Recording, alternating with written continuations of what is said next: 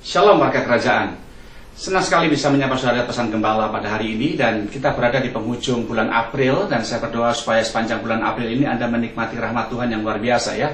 Nah, saya pada bulan 5 tahun lalu saya pernah diundang pelayanan ke daerah Tanah Batak di Sumatera Utara. Kemudian saya dibawa ke Tapanuli Utara, dulu namanya Pegunungan Dolok Baritasi Atas, kekasih. Di sana dulu pada zaman tahun 1800-an atau abad 18, itu tempat kumpulnya para raja-raja orang Batak. Ada sebuah rumah besar, kekasih Tuhan. Nah, sekarang sudah menjadi Taman Wisata Bukit Salib, ya, bagus sekali tempatnya.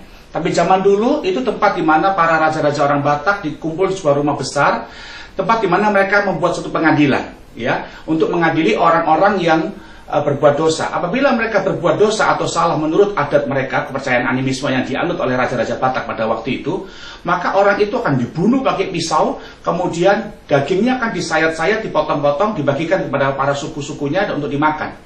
Nah, sekitar tahun 1861 atau 62 gitu kira-kira, datang seorang penginjil namanya Nommensen dari Eropa atau dari Denmark. Dia kelahiran Denmark, Bapak Ibu kasih, pada tanggal 6 Februari tahun 1834, dan dia meninggal di kota Sigumpar, wilayah Samosir atau Toba, kasih Tuhan, pada tanggal 23 Mei 1918.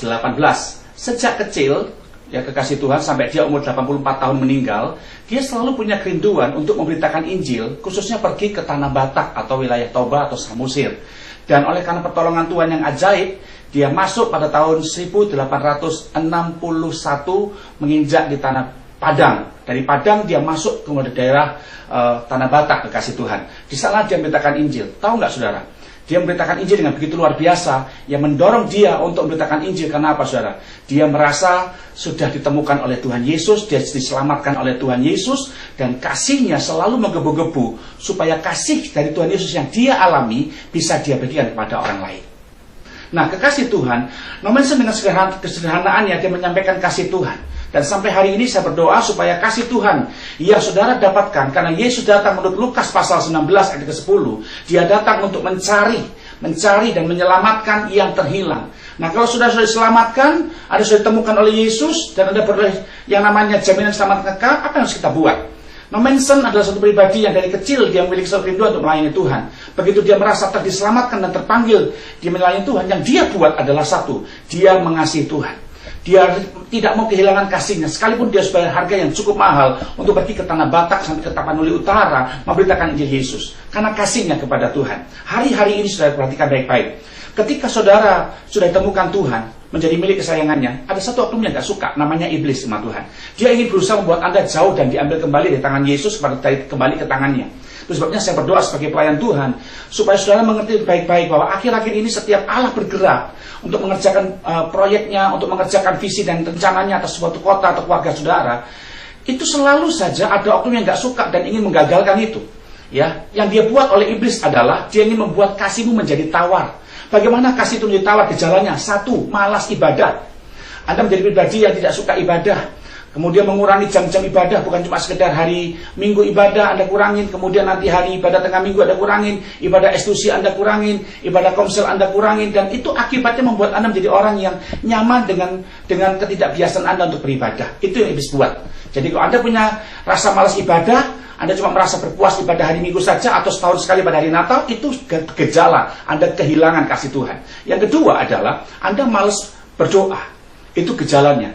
Jadi kalau sudah menjadi pribadi yang malas berdoa, kekasih Tuhan, Anda akan kehilangan komunitas.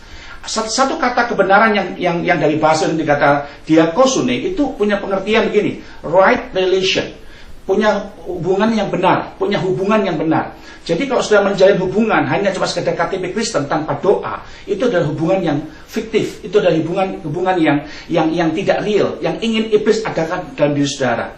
Ayo berdoa, berdoalah sungguh-sungguh di rumah Anda, di kamar Anda. Kubu doa hari Jumat, malam minggu depan kubu doanya bukan di lantai 3 tapi di lantai 1 di Gera Bunda. Saya mengajak saudara untuk doa sama-sama, karena segala sesuatu dalam pekerjaan rumah tangga, hidup nikah dan pelayanan itu dikendalikan oleh orang yang berdoa. Kalau Anda sudah mulai malas berdoa, itu gejala iblis telah mencuri kasih Anda kepada Tuhan.